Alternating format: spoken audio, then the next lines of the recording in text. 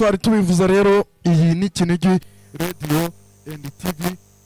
Ndimo mbabwira ko tugiye kwakira umuvugabutumwa guturuka mu mujyi wa Musanze. Rero nta mpamvu yo kwizinga cyangwa se kuguma mu magambo, ahubwo arahari nawe ngatwibwire. Ndatangira nkwakira unibwira abadukurikiranye muri aka kanya. Murakoze cyane, Imana bampera umugisha. Bene data nshuti bakundwa, reka manze mbasuhuze. Yesu nashimwe cyane. Yesu nashimwe nahimbazwe. Amakuru yanyu murakomeye? Amakuru yacu ni meza cyane. Kinigi ibirayi birimo biraboneka n'ibigori biri kwera. Ibyo byose rwose uje mu Kinigi ukabihura, ubwo ntabwo sinzi ngo byagenda bite, cyangwa ni ku mwero w'amasaka. umva birahari byose kabisa. Murakoze cyane, nk'uko baduhaye ikaze muri studio za Radio and TV ya Kinigi. Turabashimiye cyane kandi tubanezerewe ku buryo budasanzwe cyane. Aba badukurikiye babyumva rero, muratangira mutubwira amazina yanyu. Murakoze cyane, Imana ishimwe cyane kandi Imana ihabwe icyubahiro. Nge ku mazina nitwa Pastor Ezekiel Mfitumukiza. Si ubwa mbere ngeze aha kuri studio za radio ya Kinigi and TV mu Kinigi, ahubwo nuko twaherukanaga mu mwaka ushishe. Ahangaha tuhafite abantu benshi cyane dukunda gusengana mu buryo bwo kuramya Imana, kuyihimbaza ndetse no kuganira ku jambo ry'Imana. Nshingiye kuri ibyo rero, ndabasuhuje mwese aho muherereye. Ndasuhuje abantu cyane cyane bacuruza mu makenkayeri, ndasuhuza abantu by'umwihariko bacuruza ibirayi, ndasuhuza abantu bacuruza mu mabotike, abantu bafite umurimo mwiza wo kwambika abandi bacuruza imyambaro, ndasuhuza abantu bacuruza imbuto, yaba imbuto ziribwa yaba imbuto z'imyaka. Mwese abahurira muri iri soko rya Kinigi, mbabwire ngo muri studio za radio ya Kinigi and TV ndimo ndabasuhuza, ndabatashya cyane. Twaherukanaga mu mwaka washize, ariko ngarutse mbafitiye urukumbuzi n'urukundo rwinshi cyane, kandi mbabwira ngo umwaka mushya muhire, umwaka w'amahoro, umwaka w'uburumbuke, umwaka wo gutera imbere, umwaka w'umunezero, umwaka w'ubwaguke, umwaka wo kurenga imbibi. Imana ishimwe cyane. Uwacuruzaga akagarukira mu iri soko rya Kinigi, ndagusabira umugisha ku Mana, ugende ugere i Musanze, wambuke ugere i Kigali, wurire indege ujyane ibicuruzwa byawe no mu mahanga. Imana ntacyo itabasha gukora, niyo igira ikirema ndetse ikagikomeza, niyo ibasha kugira ibyo isezeranya ndetse ikanabishyikiriza uwo yabisezeranije.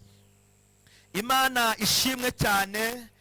Mbabwire ngo ku mutima muri inshuti z'akadasohoka, abantu baha muri Kinigi, yaba abo mu murenge wa Kinigi, umurenge wa Nyange, umurenge wa Musanze ndetse n'abo mu mujyi mu murenge wa Muhoza, yaba abo mu Cyuve ndetse n'abaturutse mu tundi turere, n'abanyamahanga batembereye aha mu Kinigi baje gusura ibyiza bitatse u Rwanda, cyane ko muzi ko abakerarugendo bakunda kuza gutembera ngo bazinduke basure ingagi ziba ahangaha mu Rwibirunga. Imana mwese ibampere umugisha.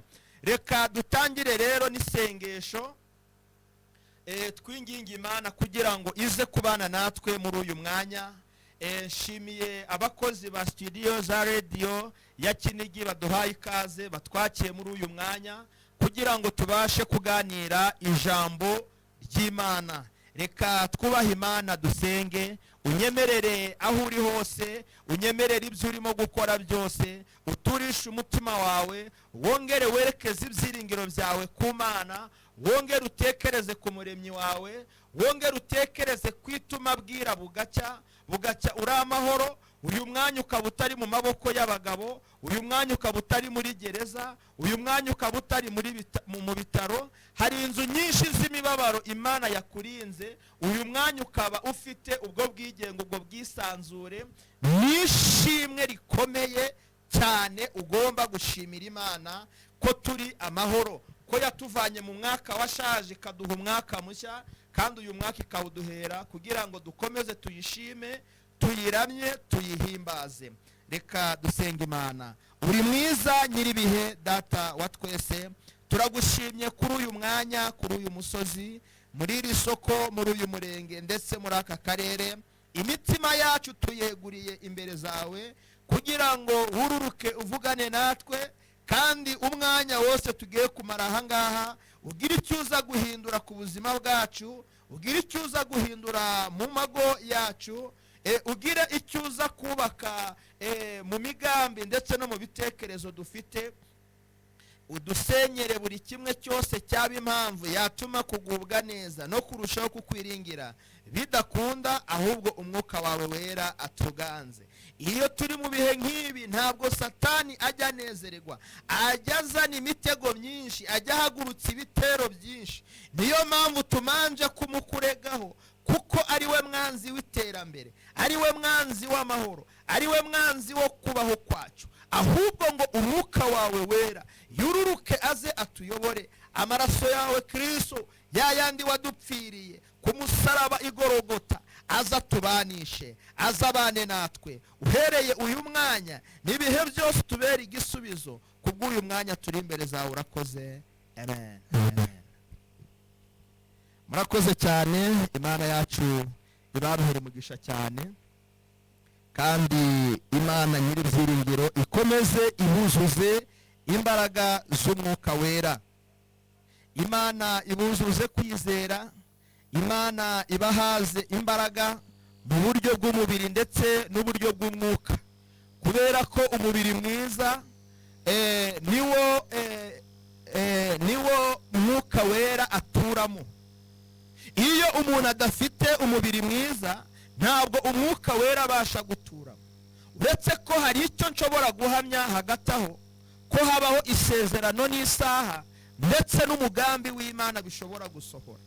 Iyo isaha y'Imana cyangwa umugambi w'Imana ugeze, ntabwo bisaba kubaririza cyangwa se gushakisha, ahubwo icyo Imana yavuze ku buzima bwawe, icyo Imana yakwanditseho, ni ngombwa kirasohora.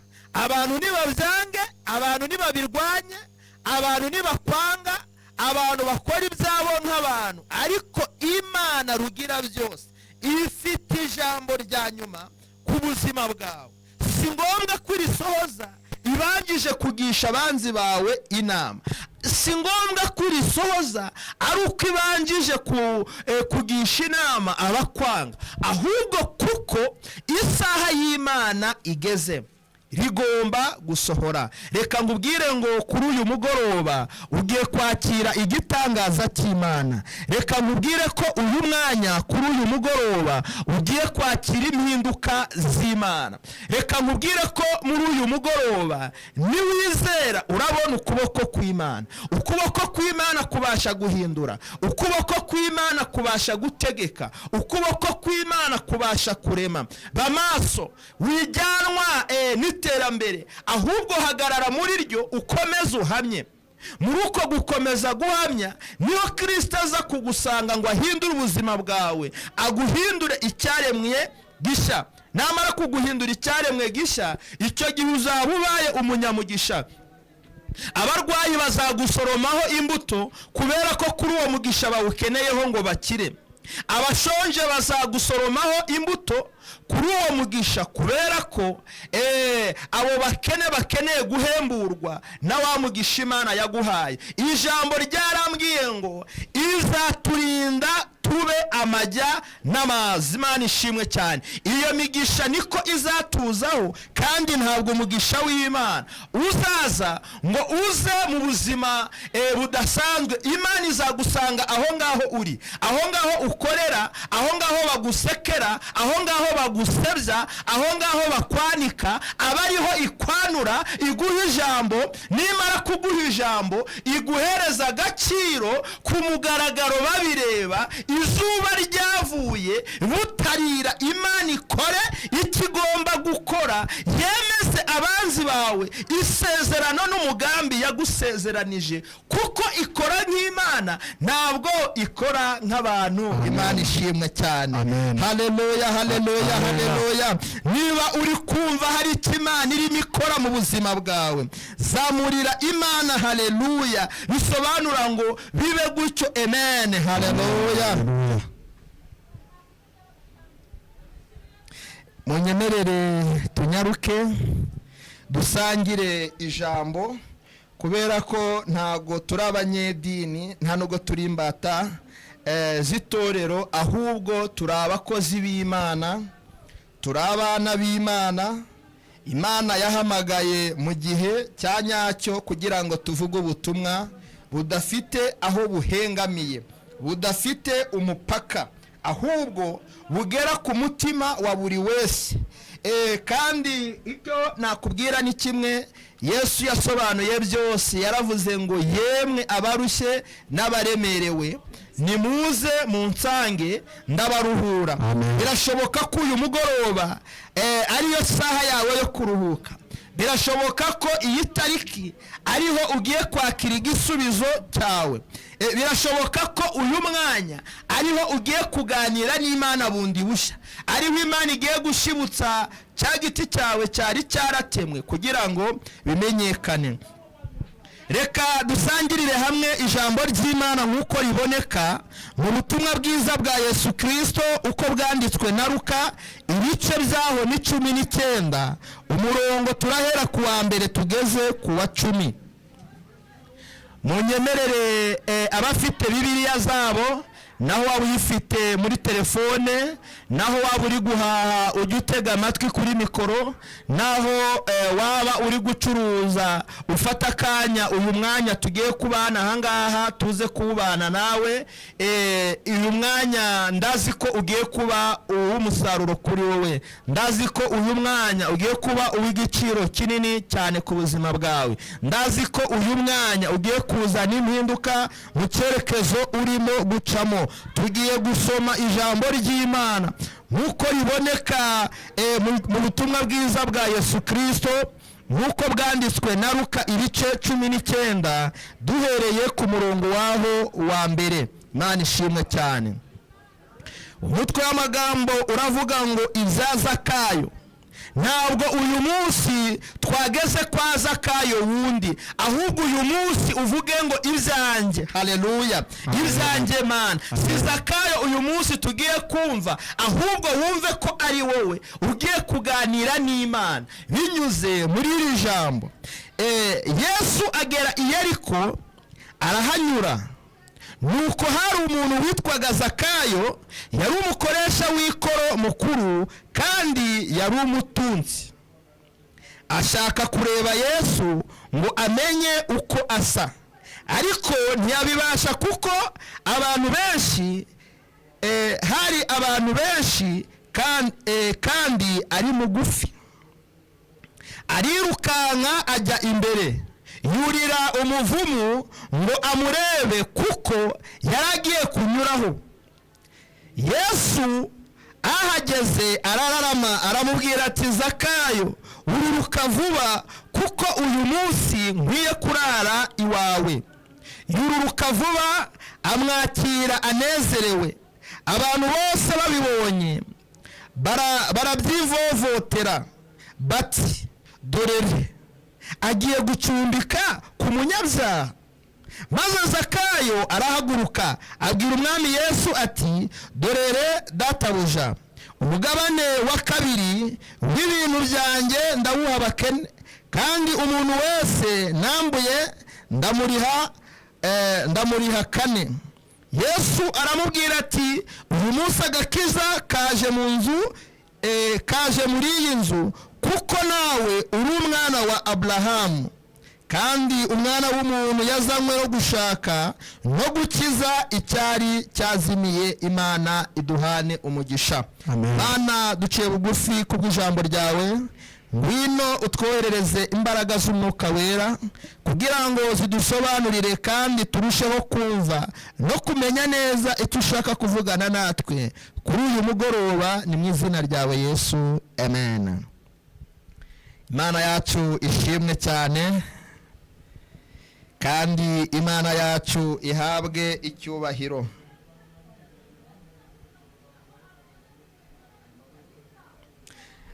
Ndagusezeranya umugisha w'Imana kuri uyu mwanya, kandi ndagusezeranya imbaraga z'Imana kuri aya masaha. Birashoboka ko hari imigoroba myinshi wabonye, ariko uyu mugoroba wa none akaba ari umugoroba ugiye guhura na marayika w'Imana. Birashoboka ko hari iminsi myinshi watambutse, birashoboka ko hari iminsi myinshi wagize kurengana, birashoboka ko hari imyaka myinshi wahuye n'inzitane zitandukanye, ariko musezeranye ko uyu mugoroba ugiye guhura na marayika w'Imana, kandi kuko Imana itajya irobanura ku butoni, igiye gukora ikintu gishya ku buzima bwawe. Imana ishimwe cyane, kandi Imana yacu ihabwe icyubahiro. Ahangaha tumaze kumva inkuru itari ngufi ariko nanone si ndende, ivuga ku mateka y'umugabo bita Zakayo. Zakayo uyu nguyu yari umukoresha w'ikoro. Uyu mwanya twamugereranya nk'aba bakozi ba Rwanda Revenue, abo mukunda guhura nabo bari hasi ariya abangari, twamwita ko yaba yarakoraga muri icyo cyiciro, ariko ntabwo yari muto, ahubwo Bibiliya igaragaza ko yari mukuru. Imana ishimwe cyane. Iyi nkuru yanditswe n'umugabo bita Luka. Luka uyu nguyu yari dogiteri, ntabwo yari umuntu w'injiji, ahubwo yari umuntu w'umunyabwenge ndetse w'umuhanga. Hari abantu benshi bakunda kuvuga ngo abakozi b'Imana ngo abari ingegera, ngo abari imbwa, ngo abari ibisambo, ngo abari abatekamutwe. Oya, Yesu ntabwo yigeze agendana n'abantu badashoboka. Yesu yagendanaga n'abantu bafatika kandi mu buryo butandukanye. Rero yahamagaye dogiteri nka Luka kugira ngo amukurikire, aze arebe, azahamiriza abandi, hatazagira ngo mu bwami bw'Imana hakenewemo babakene bajya bavuga ngo hahirwa ngo abakene, ngo kuko aribo bazabona Imana. Bariya ntabwo ari abakene badatunze Bibiliya yavuze, ahubwo ni abakene bakennye ijambo ry'Imana. Imana ishimwe cyane. Hatazajya hagira ubona abantu barimo bavuga ijambo ry'Imana ati uriya nawe yarakubiswe di, uriya nawe yarariwe. Uriya ari mu kazi, uriya ari mu kazi, kubera ko akazi k'ivugabutumwa ni umurimo nk'indi, ariko hari icyo urusha indi mirimo. Kuko ushobora gusanga umuntu akorera undi, ugasanga umuntu yikorera, cyangwa ugasanga akorera na sosiyete cyangwa se kampani. Imirimo ibaho mu buryo bwinshi, ariko akazi ko gukorera Imana ni akazi ko gukorera Data wa twese. Rero ndakomeza abakozi b'Imana mbabwire ngo mukomere mu kazi kamukora, kandi mukomere nimutagusari amaherezo muzahembwa niyabahamagaye. Imana ishimwe cyane. Rero Luka wanditse ubu butumwa bwiza, nagira ngo mbahereze gato ku mateka ye. Yari umuntu ukomeye cyane w'icyitegererezo mu buryo budasanzwe, kuko yari dogita. Dogiteri ntabwo ari umuntu uba woroshye. Mu gihugu cye umuntu witwa iryo zina aba ari umuntu ukomeye ndetse wubashywe. Rero dogiteri nawe yumviye umuhamagaro wa Kristo, aramukurikira. Niwe washoboye kwandika iyi nyandiko, kuko atari umuntu wayumvishije, ahubwo ari umuntu wabanye na Kristo bwite. Yanditse ibyo yiboneye n'amaso ye, atari ibyo yumvanye abandi cyangwa ngo abibyirwe mu makuru. uyu mugabo bita Zakayo rero Bibiliya hari icyo imuvugaho, ariko natwe hari icyo tugiye kuvuga ku buzima bwacu uyu munsi, kuko ndagiye kuvuga ku murongo ku wundi, hanyuma ugira ibyo uhuza n'ubuzima bwawe, kuko hari ikimana ishaka kuvugana nawe uyu munsi. Izi ni rezime n'incamake turimo dusoma. Zakayo wa kiriya gihe yamaze gutaha, ariko nge nawe turi ba Zakayo basigaye mu rugamba ngo duhangane dusoze imirimo ndetse n'ikivi Zakayo azize atagize gute, adasoje. Imana tugirire neza cyane. Ngo nuko hari umuntu witwaga Zakayo, yari umukoresha w'ikoro mukuru kandi yari umutunzi. Imana ishimwe cyane. Zakayo ntago yashatse gukurikira Yesu kuko yari akennye.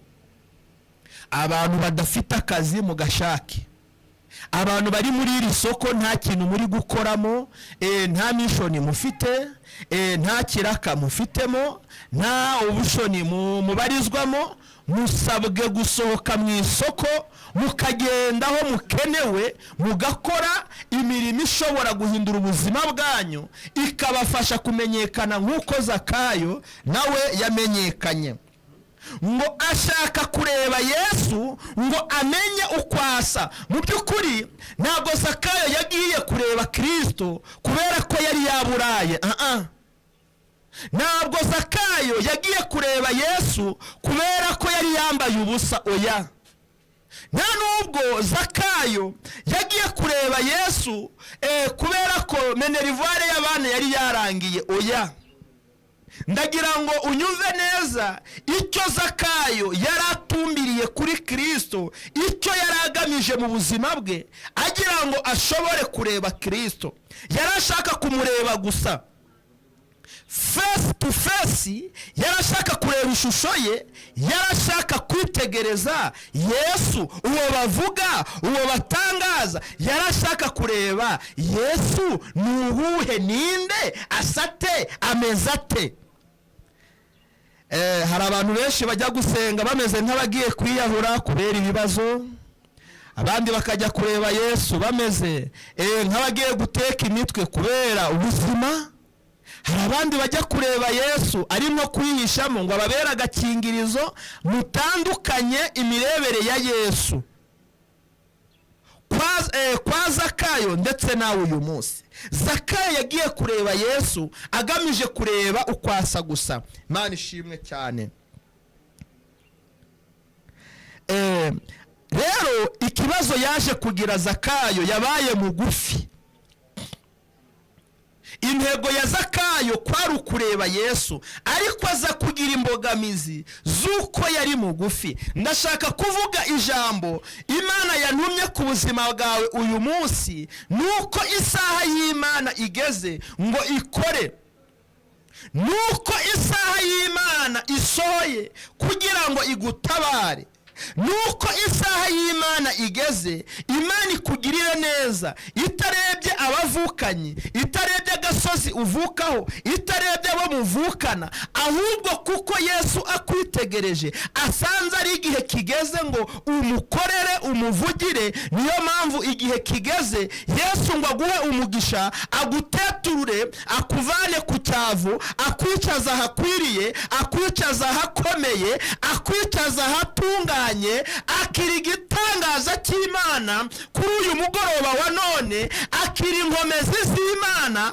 Kuko ubugufi Zakayo yari afite, yabonye igisubizo Umwuka Wera amugira inama, aramubwira ati iruka cyane, egera kiriya giti cy'umuvumu. Ngo nuko aracyegera, hamaze kucyegera abona ntibihagije, arurira ajya hejuru kugira ngo aze kwitegereza neza, agere ku cyo Yesu, agere ku cyo yashakaga kureba Yesu. Imana itugirire neza cyane. Uyu mwanya nakubwira ngo kimwe mu mpamvu zituma udatera imbere ni ukudaharanira, ni ukutarwanirira imigambi yawe ngo uyigereho nk'uko wabitekerezaga mbere. aho ngaho niho Satani ategera abantu. Hariya Zakayo iyo aza kubona ubwinshi bw'abantu bari bagose Kristo, yarangiza akavuga ati nge ndi mugufi nta kundi, Yesu yari butambuka atabonye Zakayo. Nyamara mu by'ukuri Yesu nawe agera i Yeriko yari afite mission yo gukiza yo gukiza Zakayo. Mu by'ukuri si uko aho yanyuze hose hari hatari abamukeneye, hari abarwayi, hari abashonji, hari abafite imvune mu buryo bw'umubiri ndetse no mu buryo bw'umwuka. Ariko mu by'ukuri uwo munsi mu bantu benshi yakijije hagaragaye Zakayo, kuko Zakayo yari n'icyamamare, yari umusitari.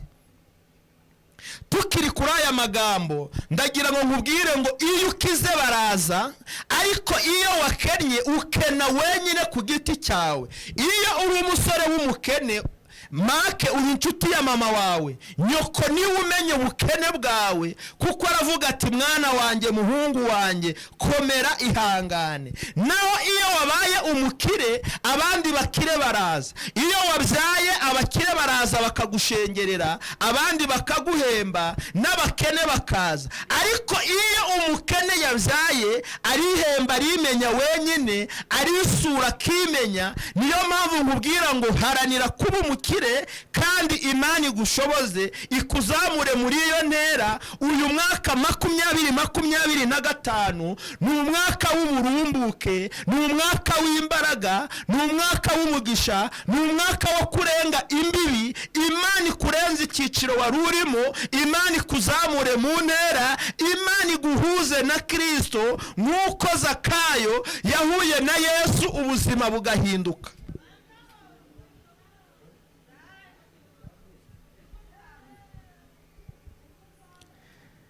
Mani tugirire neza cyane. Mu by'ukuri nubwo Zakayo yuriye igiti cy'umuvumu, Yesu niwe yashakaga. Ngo Yesu ahageze arararama, aramubwira ati Zakayo, ururuka vuba, kuko uyu munsi nkwiriye kurara iwawe. Nawe yururuka vuba, amwakira anezerewe. Imana ishimwe cyane. Reka nkubwire ko hari iminsi myinshi wababaye, urababazwa. Hari iminsi myinshi wahangayitse uvuga ati iri joro noneho ntiricya, swate ni deni wari ufite, yenda ni Minerivare yari yabuze, yenda muri kopera zari zanze, ubucuruzi bwari bwahagaze, mu baturanyi yari ntawe ukikwitaho. Ariko kuko Yesu yaramaze kuhagera, yaramubwiye Zakayo, ururuka. Haleluya. Nawe hari igiti bakuzamuye, hari igiti bakuzamuye muri karitsiye, hari igiti bakuzamuje muri famiye, hari igiti bakuzamuje mu kazi, hari igiti bakuzamuje aho utembera, hari igiti bakuzamuje aho musanzwe muzi. Ariko ndakubwira ngo uyu munsi Yesu agiye kukumanuza icyo giti. Birashoboka ko igiti wazamutse ari ikigeragezo, birashoboka ko igiti wari umaze iminsi warazamutse hari icy'uburwayi, birashoboka ko igiti wazamutse ari icyangiro Satani yagusize, birashoboka ko igiti wazamutse ari intege nkeya Satani yazanye ku buzima bwawe, zituma utabasha gukora, zituma utabasha kwakira, zituma wambara ntuberwe, zituma urya ukumva ntiwahaze, zituma wumva umutima wo kunyurwa utari muri wowe. Ndagusezeranya imbaraga za Kristo ko uyu mugoroba zigiye gukora ku buzima bwawe ikintu gisha. Ururuka mu kwizera, ururuka vuba cyane, ururuka unezerewe. Hari Yesu wamanutse aha mu Kinigi ngo aze kuguhereza umugisha. Hari imbaraga z'Umwuka Wera zongeye kururuka ku buzima bwawe, hari imbaraga z'Umwuka Wera zongeye kuza mu rugo iwawe, hari imbaraga z'Umwuka Wera zongeye kuza ku rubyaro rwawe. Birashobokaga ko bikaga ariko nta bwenge bafite, birashobokaga ko mutajyaga mwicarana ngo mujye inama, ariko byahindutse kubera ko igiti wari warurijwe, icyo giti wari warazamutse. Yesu yamaze kukwitegereza akoresheje itegeko mu kibazo wari ufite. Ururuka, haleluya, ururuka. Ni Yesu bivuze, naho abakomeye bahaguruka, naho inshuti n'abakwanga babihakana, ariko Yesu arategetse, akoresheje itegeko. Ururuka mu kibazo wari ufite, ururuka ku bukene bwari bukurembeje, ururuka ku nzara wari uhanganye nayo, ururuka mu izina rya Yesu. Haleluya, amen. Ngo abantu batazi Imana bajya bayikinisha, ariko abantu bayizi barayizi, abayibonye barayibonye, abayifite barayifite. Haleluya, amen. Imana ishimwe cyane. Gahunda y'uyu mugoroba ni ukururuka, gahunda y'uyu mugoroba ni ukumanuka.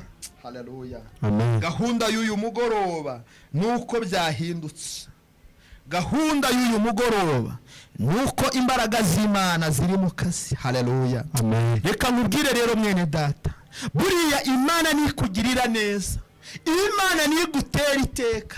Swate yaguteye igishoro, yenda yaguhaye inzu nziza muri karitsiye, ntukigenda uhagaze, yaguhaye akamodoka, imvuzi ntizizabura guhaguruka. Ariko ujye wicecekera mwana wa mama, ujye wicecekera nshuti yanjye, ujye wicecekera, kuko muri uko guceceka niyo hazakomeza guhaguruka imbaraga, niyo hazakomeza guhaguruka ubutsinzi. Haleluya, haleluya, Imana ishimwe cyane.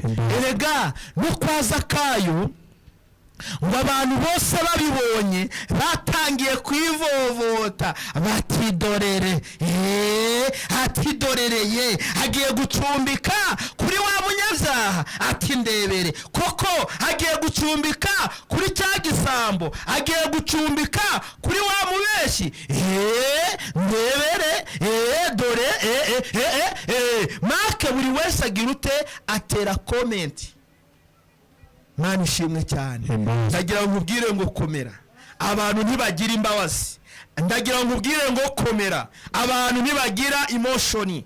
Abantu batekereza igihe cyose kubona waguye hasi, abantu bashima ari uko wapfuye, abantu bashima ari uko wagize ibyago, abantu bashima ari uko wagize ingorane. Ariko Yesu ajya amanuka agategeka ngo manuka, va muri icyo giti, hururuka, va muri icyo kibazo, agategeka. Oh haleluya, tambuka, akira kunesha, tambuka, akira imbaraga, tambuka, akira igisubizo, tambuka, akira kunesha ibyakuneshaga, akira gutsinda ibyagutsindaga. Iyo Yesu yategetse, abantu barabimenya, imvuzi ziraceceka, amagambo ararangira, kubera ko ibikorwa biruta amagambo. Imana ishimwe cyane. Ntibyababujije kuvuga, ariko umugambi Yesu yarafite yarawusohoje. Imana ishimwe cyane. Reka rero mbabwire agaciro k'imbaraga z'Umwuka Wera. Agaciro k'imbaraga z'Umwuka Wera nuko kemeza abantu ibyaha byabo.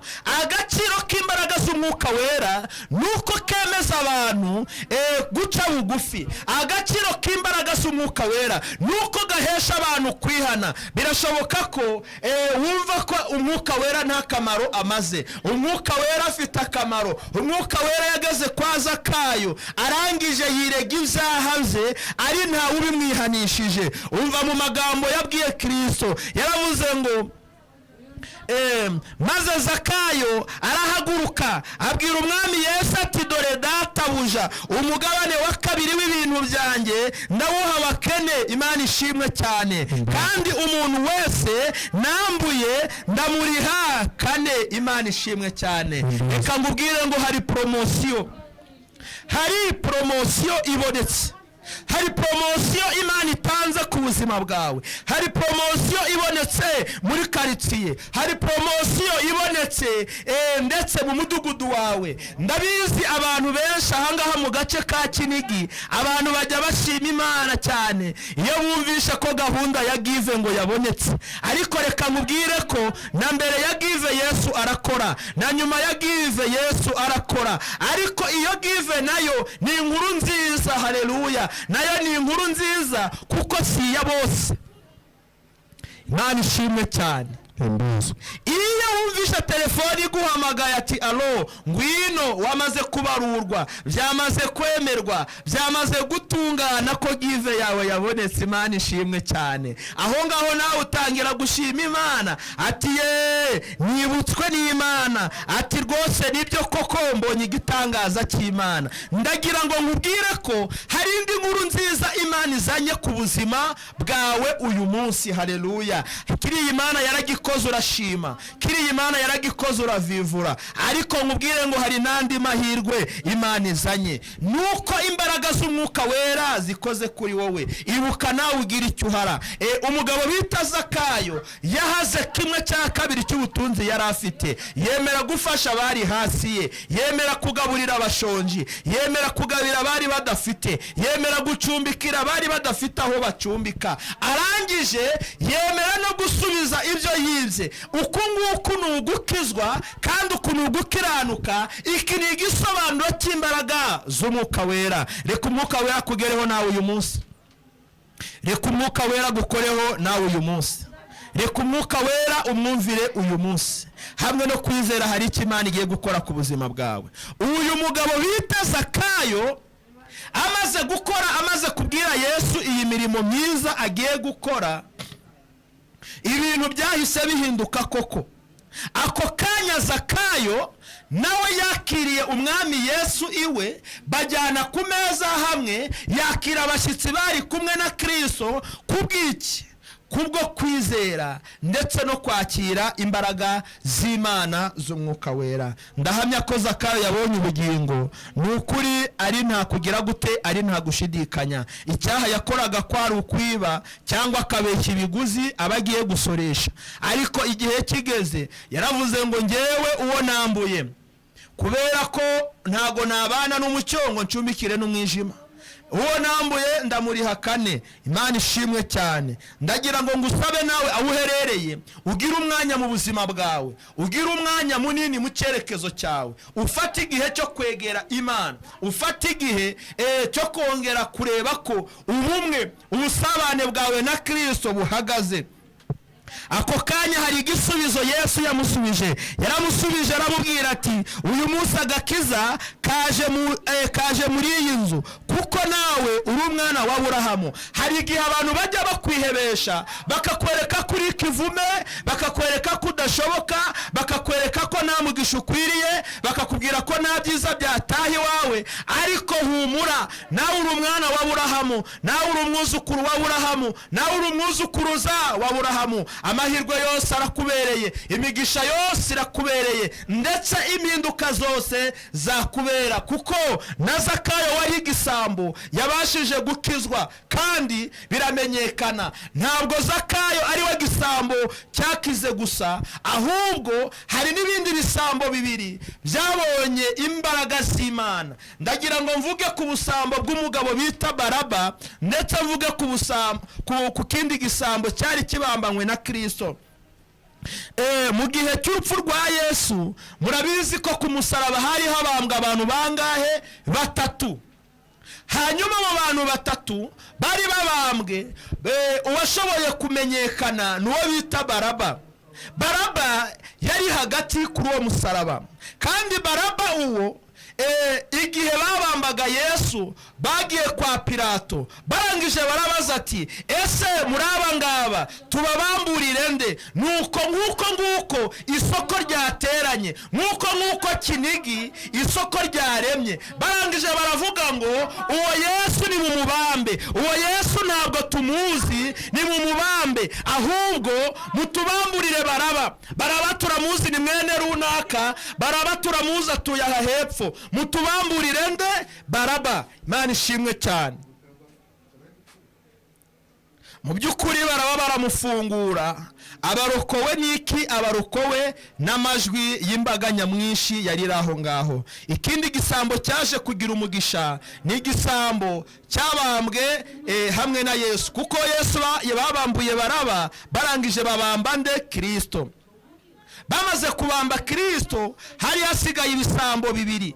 Yesu yabambanywe n'ibisambo, ibumoso bwe hari igisambo, n'iburyo bwe hari igisambo. Nyamara Yesu ntacyo yari hibye, nyamara Yesu nta cyaha yari yakoze. Icyo bikoze, ku mubabaro Yesu yababaye hariya muri karitsiye y'Inyabihanga igorogota. Imana ishimwe cyane. Igitangaza cyahabaye nuko igisambo kimwe cyaje kwihana kuri finali. Igisambo kimwe cyaje gushinyagurira Yesu, kiramubwira ati aha ngaho rero ubwo uri umwana w'Imana wibambure aho kuri uwo musaraba. Ati ngaho rero ikize ivana aho ngaho. Yesu arakebuka aramwitegereza, arangije araceceka. Ariko ngo ikindi gisambo kirangije kiravuga ati Yesu, ndabizi ko nta cyaha wakoze, kuko ntaho twari twahurira wiba, ntaho turahurira utukana, ntaho turahurira ukora ikibi cyose, ndabizi ko urengana. Yesu, nuzagera mu bwami bwawe bwo mu ijuru nanjye uzanyibuke. Imana ishimwe cyane. Birangira igisambo gishoboye gukizwa kuri finali, ndetse Yesu ngo akitegereje arakibwira ngo uhereye uyu munsi ndagutangariza ko turi bubane muri paradizo nshya mu ijuru. Imana ishimwe cyane. Birashoboka ko nawe uyu mwanya wakwihana Yesu akakugirira neza. Birashoboka ko uyu munsi wakwisubiraho Yesu akagutabara. Birashoboka ko uyu munsi wagarukira Imana, Imana ikakugirira neza. Birashoboka ko waba uri muri zeru Yesu akakujyana imbere ya zeru. Haleluya. Birashoboka ko ibintu bishobora kuba byari byanze, ariko Yesu yakugeraho akakuremera bundi bushya. Imana yacu ishimwe cyane, kandi Imana yacu ihabwa icyubahiro. Ndagira ngo ngusezeranye imbaraga z'Imana, ndagira ngo ngusezeranye ugukora kw'Imana. Aka kanya turi muri izi studio za radio, hari icyo Imana igiye gukora ku buzima bwawe, hari icyo Imana igiye gukingura ku mibereho yawe. Iyi radio yashyiriweho kugira ngo ibashe guhindura ubuzima bw'abantu, ibashe guteza abantu intambwe, bashobore kumviraho ibintu bitandukanye mu buryo butandukanye. Ariko uyu munsi wa none ndagutangariza imbaraga z'Imana. Uyu munsi wa none ndagutangariza gukira mu izina rya Yesu. Ariko uyu munsi wa none ndagutangariza kwakira urufunguzo rwa Kristo. Ariko uyu munsi wa none ndagutangariza guhura na Yesu. Uyu munsi wa none ugiye kuba kaza kayo, ugiye kubona imbaraga, ugiye kubona igitangaza, ugiye kwakira impinduka. Uburwayi wari urwaye ugiye kubona ukuboko kwa Kristo, mu rugamba wari urimo ugiye kubona ineza y'Imana. Ndagutangariza amahoro, ndagutangariza kugubwa neza, ndagutangariza kwakira umugisha, ndagutangariza gutsinda ibyagutsindaga. Niwizera, haleluya, niwizera imbaraga z'Imana urakira igikomeye. Niwizera imbaraga z'Imana urakira, haleluya, intsinzi iruta izindi zose wabonye. Hari abagupingiye mu gihe, hari abagushidikanyeho mu gihe, ariko birahindutse. Uwari Zakayo byarangiye ahindutse undi muntu mushya, byarangiye ahindutse icyaremwe gishya kubwo kumvira n'ishyaka yari afite muri we ryo kujya kureba Yesu. Birangira umwuka wera mucakiye, birangira umwuka wera mukozeho, birangira umwuka wera bihinduye, birangira umwuka wera muremeye. Akira kuremerwa n'Imana. Iyi Imana ikuremeye ntabwo ikuremera nk'abantu. Abantu bakuremera bakagucyurira, abantu bakuremera bakakuvuga, abantu bakuremera bagamije kwigaragaza. Ariko iyo Yesu akuremeye, akuremera ikigaragara. Iyo Yesu akuremeye, akuremera ibifatika. Iyo Yesu akuremeye ntabwo ajya gutaramana. Iyo Yesu akuremeye, akuremera igikwiriye, kandi mu gihe cya nyacyo akira igitangaza cy'Imana. Ndashaka gusenga na nawe nshuti yanjye, ndashaka gusengana nawe mwene data. Birashoboka ko waba urwaye, birashoboka ko wurijwe igiti runaka. Ndashaka gusengana nawe. Ikibazo cyose waba urimo Yesu abasha kukirangiza, Yesu abasha kugikemura. Ideni ryose waba ufite Yesu abasha kuryishyura. Ikibazo cyose waba ufite Yesu abasha kugishyiraho iherezo. Oya, ndetse icyangiro waba ufite cyose Yesu abasha guhindura. Haleluya. Yesu agiye kukuvunjira uyu mugoroba. Ndagusaba kwegeza umutima wa kwawe bugufi kugira ngo ibyiringiro byawe bibe ku Mana. Yesu agiye kukuvunjira uyu mugoroba, agiye kukuvanaho inyatsi aguhereza umugisha n'imbaraga, agiye kukuvanaho icyangiro agusiga igikundiro, agiye kukuvanaho igisebo aguhereza agaciro, agiye kukuvanaho gusekwa aguhereze haleluya umutuzo. Garura ibyiringiro byawe ku Mana. Yesu ntabwo yananiwe, niweho wananiwe. Yesu ntabwo yananiwe, niweho wananiwe. Ijambo ryarambwiye muri Yesaya 5:9 umurongo waho wa mbere ngo ukuboko kw'Imana ni kwananiwe gukora, ndetse n'ugutwi kwe ni kwananiwe kumva. Ahubwo ibyaha byacu nibyo bidutandukanya n'urukundo rwe. Reka rero ibyiringiro byawe byerekere ku Mana, reka gukora kwawe wongere ukwerekeze ku Mana. Yesaya 48:11 hari amagambo ankomeza cyane, ngira ngo agukomeze nawe kuri uyu mugoroba. Haranditswe ngo ku bwanjye, haleluya, ku bwanjye nzabyikorera, nta cyatuma izina ryanjye ritukwa. Haleluya, nta cyatuma izina ryanjye ritukwa, kuko icyubahiro cyanjye nazagihereza umwana w'umuntu. Imana ishimwe cyane. Garura ibyiringiro byawe ku Mana, garura ibyiringiro byawe ku Mana. Yesu aracyakora, Yesu arashoboye, Yesu arategeka, Yesu arakora. Haleluya. Reka dusengane Imana, reka dusengane Imana. Niwe ubasha guhindura ubuzima, niwe ubasha guhindura imikorere, niwe ubasha guhindura akazi, niwe ubasha gutegeka bundi bushya, niwe ubasha gukora bikemera, niwe ubasha kukuremera iremo rya nyaryo. Reka dusengane inshuti yanjye. Wirebe ikibazo umazemo iminsi, wirebe uburwayi umaze iminsi urwaye, wirebe akarandezi iwanyu, wirebe ayo bakuvuga, wirebe uburyo bagutoteza. Ibuka Yesu wabambwe ku musaraba, nta kindi yabambiwe ibyaha byawe nanjye, yabambwe kugira ngo agukize nanjye ankize. Zamura kwizera dusenga Imana, zamura kwizera dusenga Imana. Nturebe ubwinshi bw'ibyaha byawe, ahubwo wibuke imbabazi nyinshi Imana itugirira. Yatanze umwana wayo w'ikinege aradupfira. Mana ishimwe cyane. Mana data wa twese, uwera wa Isiraheli, ndasenganye n'imitima y'abantu batandukanye, ndasenganye n'abarwayi, ndasenganye n'abashonje, ndasenganye n'ababuze akazi, ndasenganye n'abafite ipfunwe kubera impamvu zitandukanye, ndasenganye n'abantu ingo zari zinaniye bari babona igisubizo ari ukuzivamo, ndasenganye n'abantu bafite ibibazo mu buryo butandukanye. Ariko kuri uyu mwanya ndagusabye Yesu ngo ifirimbi ya nyuma yongere ivuge ku buzima bwabo, ifirimbi y'ubutabazi, ifirimbi yo gukorwaho nawe, ifirimbi yo gukira, ifirimbi yo gukizwa, ifirimbi yo kukugarukira, ifirimbi yo kwamamara, ifirimbi yo gutera imbere. Haleluya.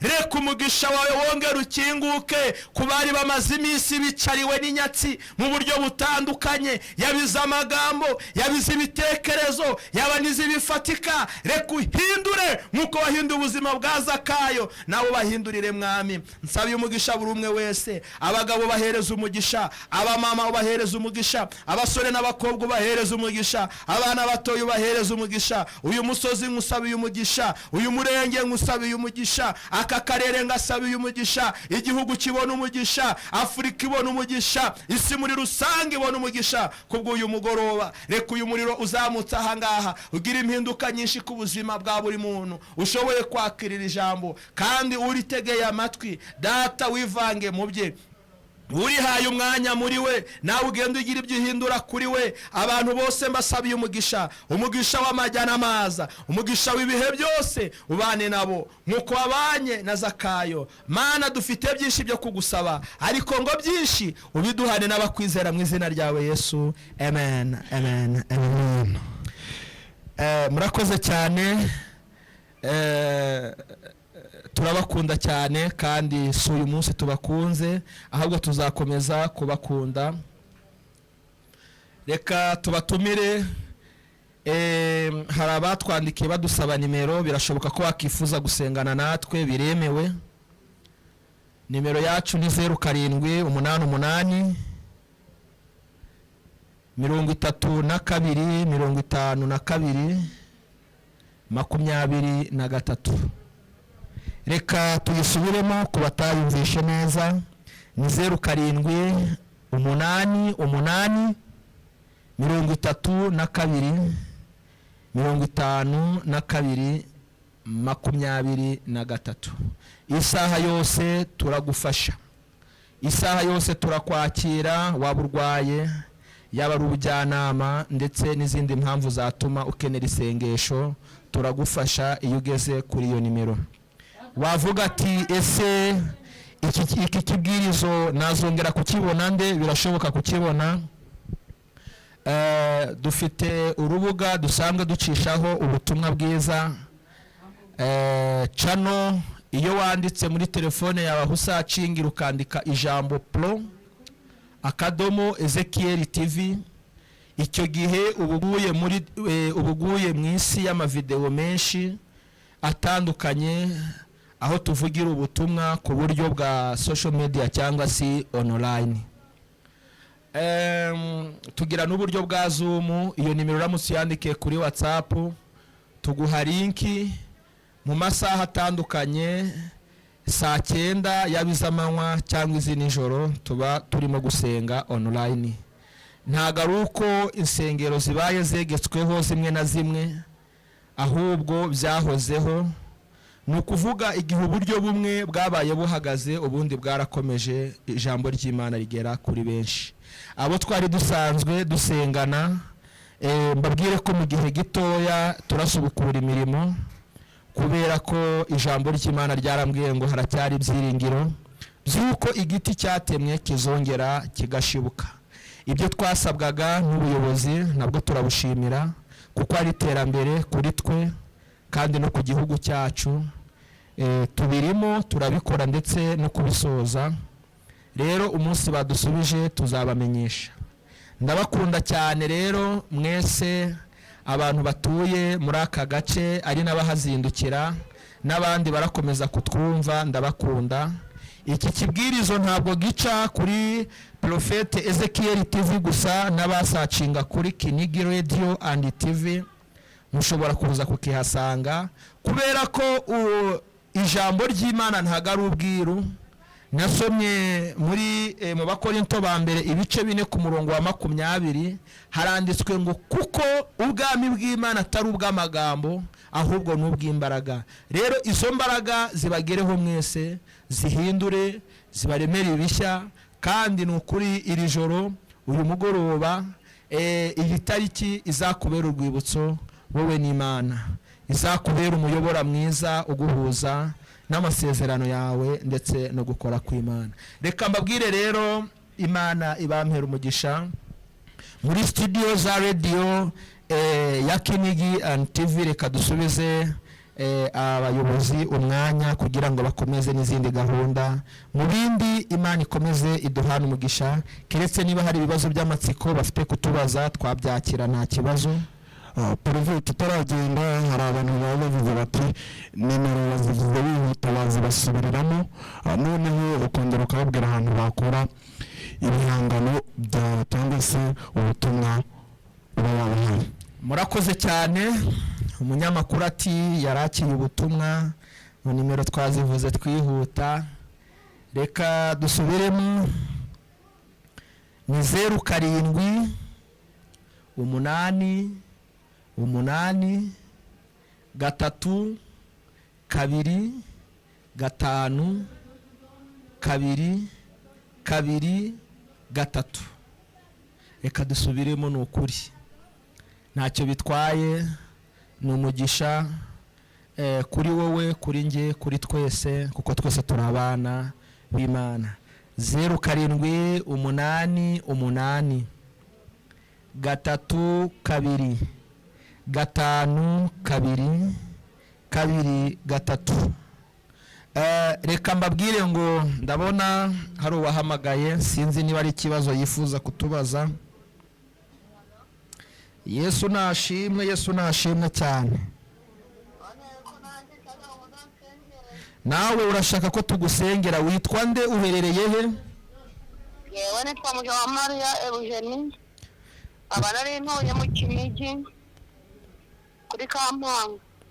Aha, Imana iguhereze umugisha.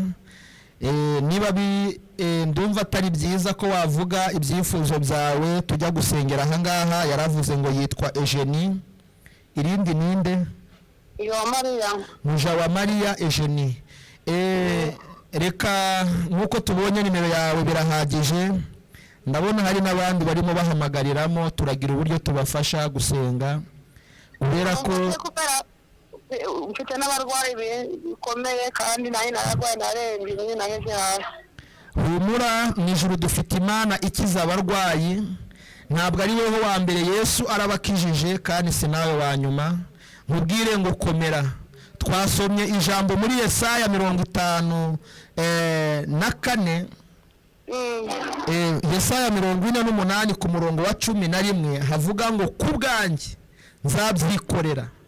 Rero kubw'Imana ibasha kugukiriza abarwayi ndetse nawe ikagukiza, kubera ko ijambo niba rivuga ko Imana itabasha guhara icyubahiro cyayo, izabikorera kwiyubahisha kugira ngo n'abanyamahanga bamenye ko imbaraga z'Imana zikora, zikiza, zibohora. Rero Imana iguha umugisha. Reka uce bugufi muri uyu mwanya, uzamure kwizera, tuzamure isengesho ku buzima bwawe, kuko uyu mugoroba ni wowe Zakayo Yesu yashakaga.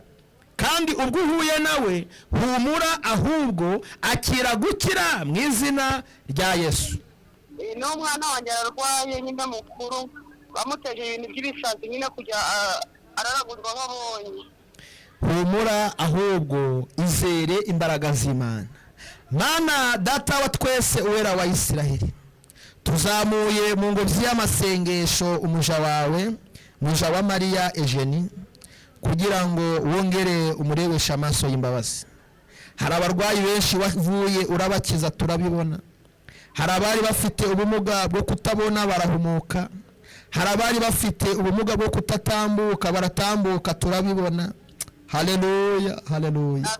Hari icyo wakoze mu mudugudu wa Nayini, urangije uzura umwana w'umuhungu, kandi ngo uwo mwana w'umuhungu mama we yari umupfakazi kuko se yari yarapfuye. Urangije mumusubiza ari muzima. Kandi kumukiza suko mu yindi midugudu hari hatari bikenewe, ahubwo nuko wari ushaka ko imirimo n'imbaraga zawe bigaragara. Rero nguyu umuja wawe turamukweretse, umusure, umugenderere, uhindure ibyanze guhinduka ku buzima bwe, ibyari igisuzuguriro kuri we bihinduke agaciro n'ishimwe ku buzima bwiwe. Mana natwe tunezerewe imbaraga zawe n'imirimo zawe, kuko twumviye ijambo ryawe n'umuhamagaro wawe, twakiye kwizera ko umukijije kandi umugiriye neza. Uhereye uyu munsi ni ukuri tuzongera guhura nawe ashima izina ryawe, mu izina ryawe Yesu Kristo, amen, amen. Yego, Imana ibampera umugisha. Reka nkubwire ko turakomeza kugukurikirana, kandi wizere imbaraga z'Imana ko zirabohora icyo kibazo wari umaranye iminsi, ubwo burwayi wari ufite burakira. Dusabe abandi bifuzaga kuvugana natwe tudashoboye kwakira ko turi buze kubavugisha mu mwanya uza gukurikira, bijyanye n'uko igihe twari dufite ahangaha muri studio kirimo gitambuka. Ibindi Imana nyiramahoro ibuzuze umwuka wayo wera. Reka nizere ko ahantu mugiye muherereye mwakiriye amavuta y'Imana. Rero tukivuga ngo basubiremo nimero, mwumvishe ko abo umwuka wagezeho, abo amavuta y'Imana yakomeje kugeraho, bahise bavuga bati reka tumuhamagare, ariko kubera akanya rero kabari gatoya, marabizi igihe cyangwa se umwanzi w'ibihe nyine amasaha. Ariko rero nimero yayibahaye, ni ukumuhamagara ubundi akabasha kubasengera. Porofete rero nanjye navuga nti nagushimira ku mwanya wanyu mwitanze, muba mwaduhaye.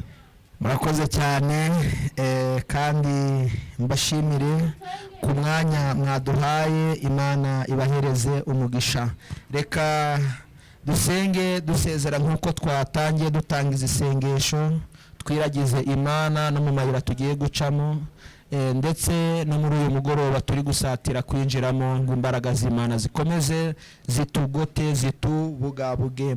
Uri mwiza Data nyiribihe, turagushimye Jehova, uri itangiriro ndetse ukaba n'iherezo, nta wakubanje nta n'uzaguheruka. Mwami wanjye wera wa Isiraheli, tugushimiye umwanya wose tubaye aha, tugushimiye buri kimwe kibaye, kandi tukuragije n'ibisigaye. Niweho muyobozi twemera, ni nawe turangamiye. Turagusabye ngo utujye imbere kandi utugoteshe imbaraga zawe rwose. Uhereze umugisha abakiye ubutumwa bwiza, kandi nubwo tuzagaruka tuzakomeze dusangire ineza n'imbaraga biguturutseho. Turatuje rero, ushyirwe hejuru muri byose, ngo amahoro yawe abane na buri wese, azane impinduka kuri buri umwe wese wakiye cyangwa uza kumva ubu butumwa bwiza. Ubwo tuzongera guhura tuvuga inkuru z'ibyiza, bizakubere ibihumura neza mu bwami bwo mu ijuru.